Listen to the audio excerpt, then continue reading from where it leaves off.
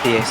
Estamos con Ricardo David Páez, es asistente técnico del Cincinnati FC, dicho en español, porque dicho en inglés es el FC Cincinnati. Ricardo, y hacemos, digamos, una pequeña pausa con la Vinotinto y nos vamos a meter en la actualidad, ¿no? En tu día a día. Hoy, en este momento, bueno, terminó la liga para el Cincinnati, lamentablemente, pero hizo una muy buena campaña y estás allí como asistente técnico, ¿no? Del principal, en este caso, de Chris Albright, ¿okay? De Pat Noonan. Exactamente. Chris es el general manager, que es en Estados Unidos el general manager es como el gerente general, que es como la cabeza institucional del club.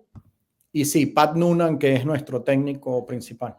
Bueno, válida la aclaratoria, porque también quiero que hablemos un poco de esa estructura, ¿no? De esa estructura que tiene el Cincinnati, y cómo son los equipos de la Major League Soccer, ¿no? Porque tienen ese punto del general manager, tienen el head coach, que es el principal, después tienen un director de fútbol y estrategia, ¿verdad? Estoy mirando lo que es el organigrama, digamos, del club, y después viene una lista larga, ¿no? De cuerpo técnico. Está Kenny Arena como asistente de técnico, hay Hunter Freeman, que es el director, un técnico. Director de scouting. Director de scouting, hay otro que es Reese Gorley, que es asistente al primer equipo Performance Analytics, y así sucesivamente, ¿no? Kinnear, que es asistente técnico de coach. De verdad que es enorme. ¿Cuánta gente conforma el cuerpo técnico del Cincinnati? No, y el equipo, la organización tiene 140 empleados. Vaya. Imagínate, o sea, es una organización que no es de fútbol, sí, es una empresa. Una empresa, sí. Es una empresa.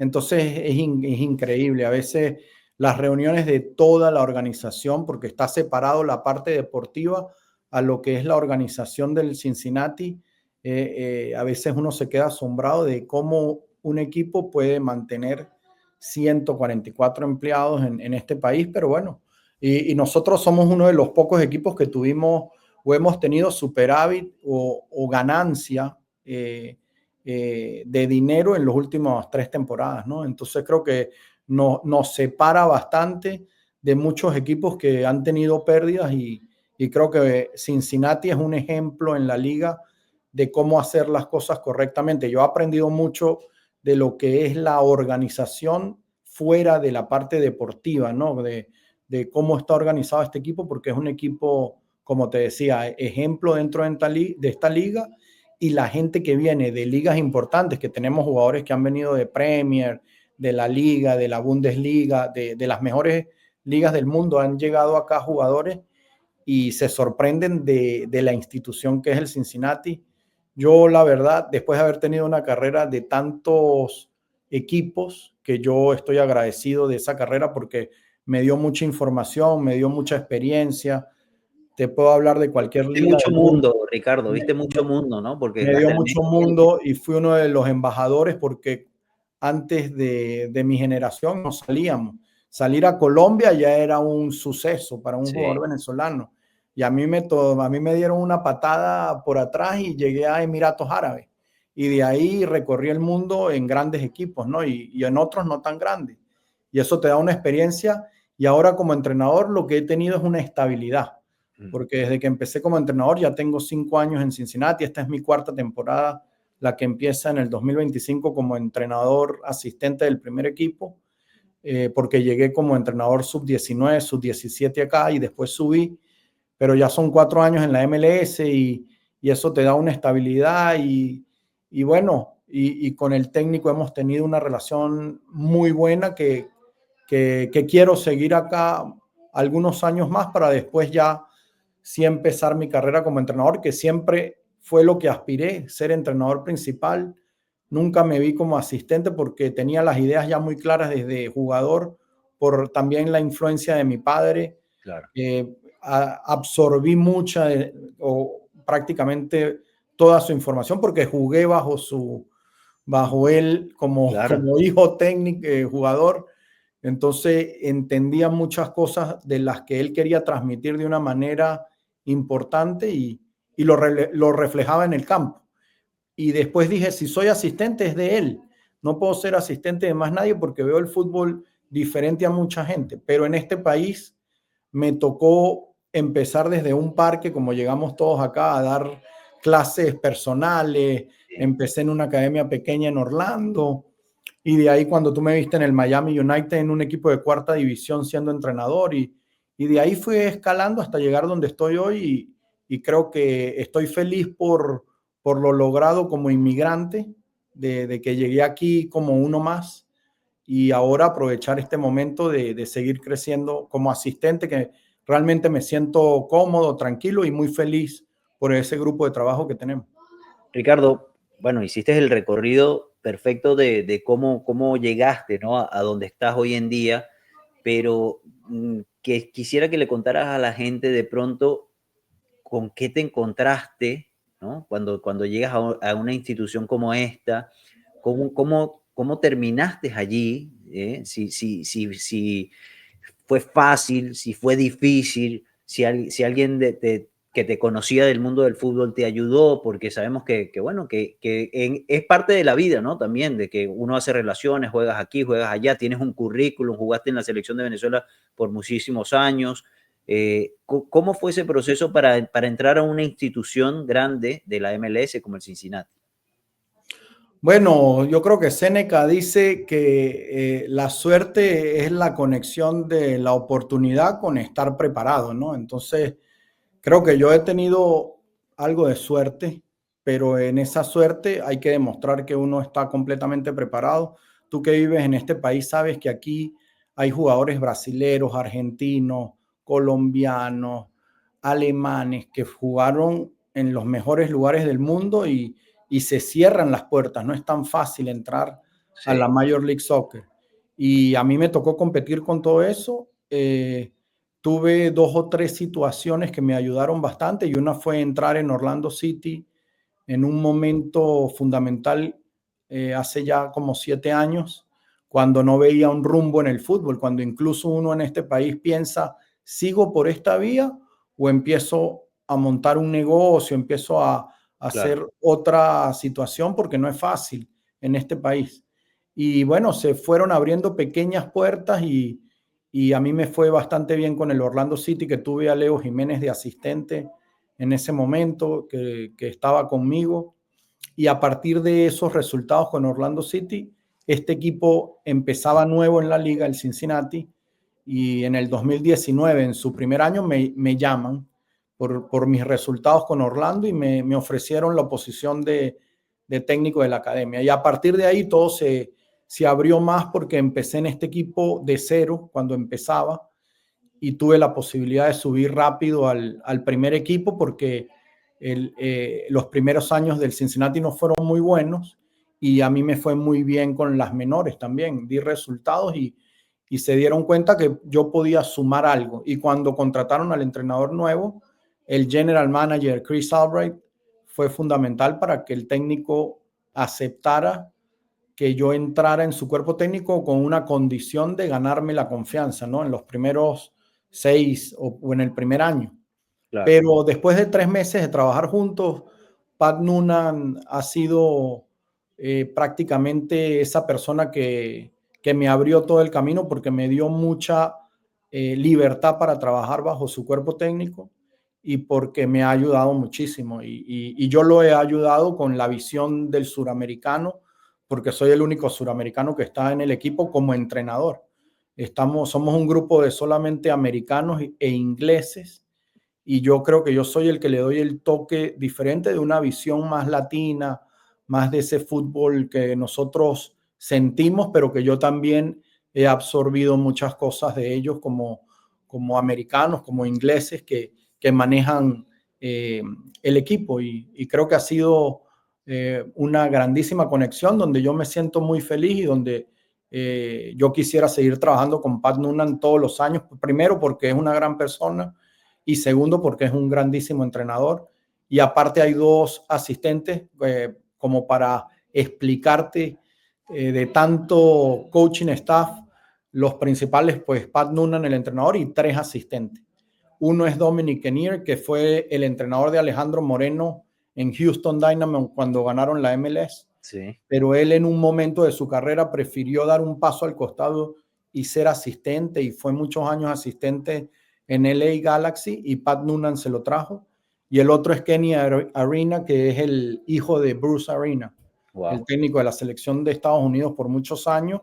Y entonces es un grupo muy bueno de gente que conoce la liga desde el principio, porque Pat jugó muchos años, fue delantero de muchos equipos aquí en la liga, y yo entro con ellos como el tercer asistente, segundo. Ahí no tenemos ubicación, sino Digamos. que él los divide. Dominic es el técnico de los delanteros, yo soy el técnico de los mediocampistas, que quiere decir Lucho Acosta, el 10, y los 2 medios defensivos, y Kenny Arena es el técnico de los defensas. Entonces está muy bien estructurado. Ningún asistente se mete con un técnico de otra posición. Nos enfocamos en nuestra línea, y por supuesto que en nuestras reuniones privadas todos tenemos algo que decir de cualquier línea y trabajamos con conexiones porque las líneas están conectadas, pero claro, nosotros nos enfocamos en los jugadores de esa línea, en entrenamientos, en partidos, y creo que es una forma de trabajar muy americana, pero que a mí me ha gustado muchísimo. Interesante, ¿no? Interesante porque creo que no, este tipo de comentarios que tú estás haciendo por lo general no salen a la luz pública, ¿no? Se ve el staff, pero no se cuenta cómo trabaja, y de verdad que es bien, bien llamativo. Ahora, Ricardo, hablaste que comenzaste con las categorías menores, y sabemos que el fútbol es un deporte que no es el principal en Estados Unidos, eso está más que claro, pero que ha tenido en los últimos años una evolución tremenda en base, por supuesto, a lo que ha hecho la selección, que ha crecido, pero en base a lo que es la MLS. Entonces, quiero que me hables un poco de cómo son esos torneos juveniles, cómo es ese proceso de formación de los jugadores aquí en Estados Unidos. Bueno, está muy bien organizado. Hay gente, lo que pasa es que aquí vive demasiada gente en este país, y alguna gente queda perdida de no entender cómo son las ligas, cómo se crece en este país para ser un jugador de fútbol, pero yo creo que es el deporte que más se juega en el país, porque a pesar de que el fútbol americano y el básquet son deportes superiores y el béisbol es un deporte histórico del país, el fútbol es el deporte que más practican los jóvenes, los niños, varones y hembras. Primero, por el número de jugadores que hay. Segundo, porque el fútbol americano básicamente muchos padres tratan de evitarlo por el tema de concussions y de las contusiones cerebrales y todo ese tipo de problemas. Y creo que ha crecido muchísimo. La llegada de Messi también ha incidido mucho en esto, pero antes de Messi ya el fútbol en Estados Unidos iba creciendo de una manera continua de crecimiento. Lo de Messi aceleró un poco más que la gente se enfocara en la Major League Soccer más. Pero creo que las ligas están muy bien estructuradas en sus estados. Hay una liga que se llama MLS Next, que es todas las inferiores de los equipos profesionales, y aparte las academias grandes de los estados que las seleccionan dependiendo de cuán grande es la academia, y entonces son más de 200 equipos que compiten al año y terminan en unas finales en un estado los mejores 32 equipos del país compitiendo por ser el campeón sub-18, sub-16, sub-15, sub-14, sub-13. Entonces están muy bien estructuradas en ese aspecto. Después hay otras ligas alternas que no son tan competitivas, pero que esas ligas proyectan jugadores para esta otra liga que te mencioné, la MLS Next, claro, que es la que hay que buscar para poder jugar. Y bueno, y después están esas ligas profesionales que están alrededor de la Major League Soccer, como la USL Championship, la USL League One, League Two, y las demás ligas que están en los respectivos estados que ya son más amateur. Pero el fútbol se ha ido estructurando mejor. Cuando yo llegué a este país hace 10 años era más enredado. Una persona que llega nueva le cuesta entenderla, pero después de que la entiendes y le agarras la manija, empiezas a entender incluso hasta las ligas universitarias, que son las ligas de college, que también proporcionan jugadores a la Major League Soccer, e incluso no son tan contraproducentes como la gente piensa. A veces te da una oportunidad también para otro tipo de jugadores que traen también lo que me he dado cuenta en Estados Unidos, que el jugador es muy inteligente. El IQ del jugador es muy alto, tienen conversaciones más profundas, son personas que algunos estudiaron en Princeton, en Harvard, en estos sitios, en estas universidades, y llegan y comprenden todas las ideas rápidamente y eso también ayuda al entrenador a poder transmitir mucho más rápido una idea. Entonces, Claro. ese tipo de jugadores ayuda dentro de un camerino a que el camerino sea incluso mucho más profesional, de mucho más nivel, y que el jugador que viene con una cultura más del fútbol ese que no es tan profesional, por no decir otra palabra, crezca también como persona y como jugador. Qué bien, qué bien. Ricardo, te quería preguntar también con respecto a lo que es hoy en día el nivel de la liga, de la MLS, ¿no? ¿Cómo lo ves? Y sobre todo la participación de venezolanos, que hay muchos jugando en la MLS cada día más. No, a mí me ha gustado mucho. Te voy a ser sincero, hace 10 años tal vez no era la liga que es hoy, pero en los últimos 4 o 5 años la liga sigue creciendo, sigue trayendo jugadores más jóvenes los equipos porque siguen viniendo esos grandes nombres que la gente se queda solo con el Messi, el Suárez, el Giroud, el Lloris, el Griezmann que parece que viene, o los que vinieron antes que son nombres muy importantes Ibra. y la gente se queda con ellos, ¿no? Pero hay muchos otros que vienen que la gente tal vez no conoce tanto, pero son jugadores jóvenes que le están dando otra calidad a la liga y que ha hecho que la liga crezca. Sí, todavía hay situaciones tácticas que uno ve un partido en MLS y son partidos abiertos, hay muchos goles, pero también hay que entender que no hay descenso. Entonces un equipo que va de último no le da miedo perder. Claro. Entonces, al ir de último y no tener miedo al descenso, no sales a encerrarte atrás, sales a tratar de ganar el partido y tal vez eso genera un ida y vuelta, unos espacios que al final los partidos terminan 3-2. Entonces, para el fanático es entretenido, para mí es muy bueno, porque a mí me gusta ese juego ofensivo, ese juego de proponer. A mí la gente a veces me decía, en el Beria de Grecia, en la primera división de Grecia, cuando fui hace 20 años, ¿por qué no jugabas de titular? Y yo le decía, porque estábamos peleando el descenso. ¿Y quién pone un 10 venezolano de titular en la primera de Grecia en esa época? No, a mí me metí, yo jugaba todos los partidos, pero 15 minutos, 20 minutos para entrar en el segundo tiempo a tratar de empatar un partido, a tratar de ganar un partido, pero el miedo a descender hace que esos equipos europeos jueguen doble línea de 4, dos delanteros o 5-4-1, defender, contraatacar. Entonces, eso es la diferencia que aquí en la MLS los equipos salen a proponer todo el tiempo a pesar de ir último.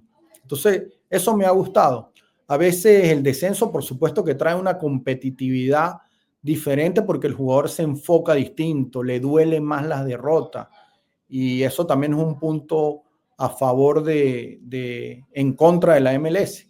Pero bueno, son muchos factores que hay pros y contra Claro. y esta liga se hizo de esa manera y nos tenemos que ajustar a la forma al formato que tiene la liga, ¿no? Sí, y ya vamos a ir terminando, Ricardo, pero te vuelvo a preguntar por los venezolanos. En el Cincinnati hay venezolanos, han pasado otros en algún otro momento, los enfrentas, ¿no? Con los otros equipos. Ya hablaste de David Martínez, ya hablaste de Segovia, que también, pues bueno, estuvieron hablando con él para que llegara al club. Pero, ¿cómo ves a los venezolanos como tal? Porque hay veces que salen jóvenes del fútbol venezolano para la MLS y la gente de una vez dice, pero se tenía que ir para Europa y no va a crecer, ¿sabes? Todavía pareciera que hay esa sombra, ¿no? Sobre la MLS de que sea esa liga exigente, pero ¿cómo los has visto tú que tienes compites con ellos también? Mira, yo en mi etapa de jugador fue muy difícil para el venezolano salir, porque a nosotros nos cerraban las puertas en todos lados. Pero yo me di cuenta que el argentino, el uruguayo tenía técnicos en los países donde yo iba. En Emiratos Árabes vi técnicos argentinos, en Grecia, en Rumania, y iban compañeros míos de Boca que eran mis amigos, vivimos juntos en Casa Amarilla, iban a esos equipos de técnicos argentinos, de técnicos uruguayos, jugaban. Entonces yo decía, uno empieza como a despertar y decir, esto es una cultura de fútbol, esto es algo que se va cosechando con años de Sí, trabajo, de que salga uno, le abra la puerta al otro, llega el otro. Y cuando yo llegué a Cincinnati, y eso me quedó a mí en mi ser cuando yo era jugador. claro. Y ahora que soy técnico, cuando yo llegué al Cincinnati, al primer equipo, en los 2 primeros años, el Cincinnati no tenía jugadores venezolanos, ¿no? Y desde que estoy yo en el primer equipo, no te voy a decir que soy una influencia y soy el que los traigo, porque no es así, pero algo tiene que ver, ¿no? Porque tuvimos a Junior Moreno el primer año, como cuando yo llegué al equipo, trajimos a Junior, hubo acercamientos con algún otro, ahora tenemos a Kevin Kelsey, o sea, siempre hemos tenido un venezolano en Cincinnati en el primer equipo y en el segundo equipo hemos tenido muchos más. Ahorita tenemos a Yair Ramos de la sub-20 de Venezuela, tuvimos a Moisés Tablantes que estuvo en la sub-23, tuvimos a Jesús Castellanos y seguramente vendrá algún otro. Entonces creo que es ir creciendo todos como país, ir siguiendo, abriendo puertas, porque eso es al final lo que nos hace crecer poco a poco y poder ganar espacios para que el jugador venezolano pueda competir en mejores ligas y después vuelva a la selección con esa experiencia, con esa competitividad y se nos haga mucho más fácil competir como se nos facilita ahora y todo el mundo tal vez empieza a comparar una generación con otra y está mal. Hay que seguir creciendo todos como fanáticos, no comparar, sino embrace, hay que acoger ese beneficio que hemos construido todos y que ahora tenemos esa selección que tenemos hoy con esos jugadores y los jugadores que he ido viendo como Navarro que estuvo aquí en el Chicago Fire y cuando terminó el partido le dije hace 2 años atrás, la primera vez que lo enfrenté, le dije, hermano, siga trabajando porque usted tiene que ser el lateral izquierdo de la selección. Después del partido, cuando uno ve ese tipo de jugadores competir y la forma como está enfocado dentro del partido, yo se lo dije, o a Joseph, que para mí es una debilidad, lo tengo que decir aquí porque es un jugador que es el tipo que a mí me encanta adelante como jugador. Mm. Y cada vez que lo veo, se lo digo, le digo, hoy no te hagas el vivo con nosotros porque siempre nos vacuna. Entonces, Sí. dale aviso, ¿no? Le digo, quédate quieto hoy, que tenemos que ganar nosotros. Se ríe, al final nos termina haciendo gol, pero es un jugador diferente que uno lo ve distinto, es un tipo distinto.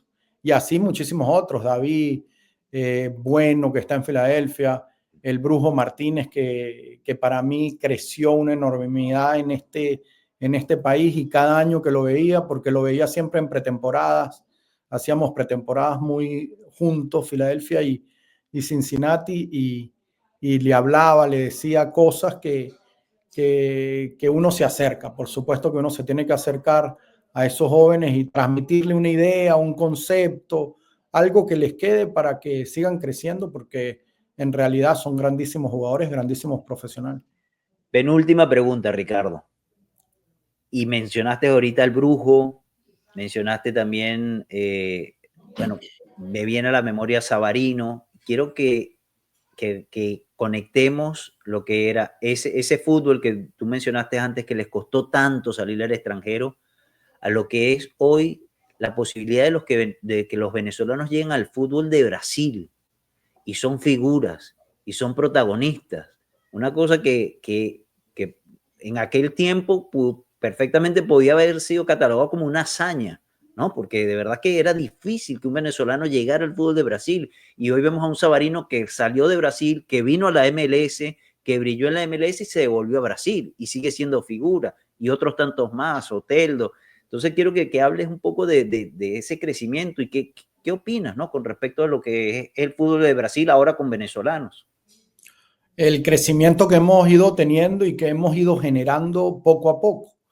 Y que el jugador venezolano siempre fue un jugador muy técnico. Y que eso le demuestra al país que la esencia del jugador venezolano es con el balón. Y, y lo tengo que decir porque lo sigo pensando. Todos los técnicos que han pasado por la selección de Venezuela, todos, porque si vamos a hablar de historia, conozco, pero de bastante, porque no solo por lo que viví, sino por lo que mi papá vivió y me transmitió Claro. desde los 60, 70, o sea, conozco historia de fútbol venezolano. Y desde esas etapas, nosotros nunca hemos querido tener un amor con el balón. Siempre hemos estado en conflicto con el balón, que si somos un equipo que juega con agresividad, con el echarle bolas que nos enseñaron toda la vida, pero nosotros somos jugadores técnicos que disfrutamos es pasándonos el balón. Y esto lo que demuestra es que el jugador venezolano, si tiene la capacidad de brillar en Brasil, imagínate qué pasaría si tuviéramos realmente una convicción clara de querer conectar con el balón como debimos. Yo una vez escuché a un entrenador que dijo, Venezuela todavía no ha encontrado esa identidad, ¿no? De qué somos. Y a mí me dio vergüenza ajena, porque fue parte del proceso que enamoró a un país, que hizo un boom vino tinto, que cambió la historia. Entonces, si alguien que lo vivió de adentro no lo entendió, imagínate qué le queda a las personas que están por fuera. Entonces, creo que Sí. tenemos que recuperar como venezolanos, sobre todo los entrenadores, es esa convicción de unas ideas que nos acerquen a una identidad que nos está llamando y que nos llama a través de los jugadores, porque Soteldo, Savarino, Otero, Ronald Vargas, Alejandro Guerra y muchísimos más nos mandan mensajes con gritos. Sálvenme, tratemos de jugar al fútbol alguna vez y no lo hacemos. Entonces, si podemos escuchar ese silencio que está ahí atrás y que todos no lo podemos descifrar, pero lo vemos, pero no lo desciframos, si en algún momento alguien realmente se concentra a querer hacer un equipo de conexiones ofensivas, de querer proponer, no solo vamos a sufrir por un mundial, no es sufrir por un mundial, es clasificar caminando y competir en un mundial como lo hace Colombia. Sí. O nosotros somos menos que Colombia como país, como identidad, como persona. No, el venezolano, nosotros nos conocemos. Yo no te voy a decir a ti quiénes somos los venezolanos. Los venezolanos donde vamos nos destacamos, somos diferentes, venimos a Estados Unidos y no, nos comparamos con otros latinos y sacamos una diferencia en cualquier cosa, pero en el fútbol somos menos y nos sentimos menos. Es en el único aspecto donde nos sentimos menos. Pero los ingenieros, los doctores, los beisbolistas, todos los demás se sienten grandes. ¿Por qué nosotros no nos sentimos grandes? Falta esas personas que lo entiendan y hay muchos que han pasado ya por grandes experiencias internacionales y yo creo que van a ir llegando, van a ir llegando. Y yo por eso al Bocha Batista, sin entender esto, sin entender nuestro país, nos está dando pequeñas muestras de que podemos llegar a esos niveles, pero para mí tiene que llegar un venezolano de verdad que crea en esto y nos termine de sacar del queremos competir al no, al vamos a dominar, vamos a dominar. Y esperemos que sea muy pronto. Ricardo, ya para cerrar, la última. De verdad que esta charla ha estado muy enriquecedora. ¿Cómo vives el fútbol hoy con tu papá, con Richard? Hablan de fútbol, ve tus partidos, lo analizas, tienes contacto con él. ¿Cómo es esa vida hoy de dos técnicos? Ya antes era un técnico y un jugador, ahora son dos técnicos en casa. Sí, pues muy buena, ¿no? Es diferente ahora. Yo creo que me acerqué muchísimo más porque en esas etapas de selección era una relación distante, ¿no? Muy profesional. Pero ya después del retiro, después de los años y ya uno mayor, él también ya mayor, creo que es un enriquecimiento cada vez que estoy con él porque las charlas de fútbol son profundas, son de mucho crecimiento y y yo estoy muy complacido de tenerlo y ojalá lo tenga muchísimos años más. Que así sea, Ricardo, con muchísima salud, que es clave, ¿no? Que es determinante. Pasan los años, pero Sí. ahí están las ideas y están los momentos, los recuerdos donde uno, bueno, vuelve a vivir, ¿no? Ricardo, me imagino que ustedes lo harán cada vez que se ven, que conversan y rememoran todo lo vivido. Lo que sí te puedo decir para finalizar esa etapa, esa parte es que es un enamorado, un enamorado de la Vinotinto total, porque la vivió de adentro, la sufrió, la construyó y todavía hoy en día yo me sorprendo del amor que le tiene a la Vinotinto. A veces Sí. incluso yo le digo, para un poco lo que escribes, cálmate, no te vuelvas loco porque estás escribiendo mucho, pero él lo sabe, pero él dice, si no soy yo el que trato de decir algo, no lo va a decir nadie más y lo hace por amor a esa camiseta que él la sufrió tanto, porque como jugador la sufrió mucho Claro. y después como entrenador la disfrutó tanto también. Qué bueno, Ricardo. Bueno, muchísimas gracias de verdad por este tiempo de compartirlo. Estoy seguro que a la gente le va a gustar mucho. Ya vamos a estar muy pendientes de los comentarios que dejen acá. Si les gustó este contenido, por supuesto que dejen el like porque eso es importante para que crezca la comunidad. Y todo lo mejor para el próximo año, Ricardo, ¿no? Con el Cincinnati, ¿todavía sigues allí? ¿Por cuánto tiempo tienes contrato? Bueno, ahorita estamos en renovaciones, pero lo que se espera es que, bueno, estemos acá unos 2 o 3 años más con contrato. El entrenador renovó hasta el 2027 y nosotros estamos ya en ese mismo paquete, pero todavía estamos en cerrar algunos detalles, pero sí, el próximo año sí estamos con el equipo y esperamos, ya ganamos un Supporter Shield, que fue un título muy importante. Quedamos muy cerca el año pasado de llegar al MLS Cup, perdimos en la final de conferencia con Columbus Crew, que es la rivalidad que tenemos. Ahora con la llegada de Messi, que también perdimos en semifinal de la Open Cup el año pasado, también hay otra rivalidad que va creciendo, pero esperamos el próximo año mejorar un poco algunos detalles porque este año, para lo que es Cincinnati, tal vez nos quedamos un poco cortos perdiendo en primera ronda con New York City, que fuimos superiores, pero la fortuna de los penales y la fortuna de no concluir esas situaciones que generamos, que fueron muchos más de local, nos dejó por fuera, pero es un buen momento para analizar y para el próximo año venir más fuerte. Que así sea, Ricardo. Muchísimas gracias de verdad. Un fuerte abrazo. Todo lo mejor que está por venir en esa carrera bueno, que ya tienes rato recorriendo y que estoy seguro que, bueno, que con el pasar de los años vendrán muchísimas cosas mejores. Así que muchísimas gracias y un fuerte abrazo. Gracias, Juan Carlos. Un abrazo para ti y para todos. Mucho éxito. Chao.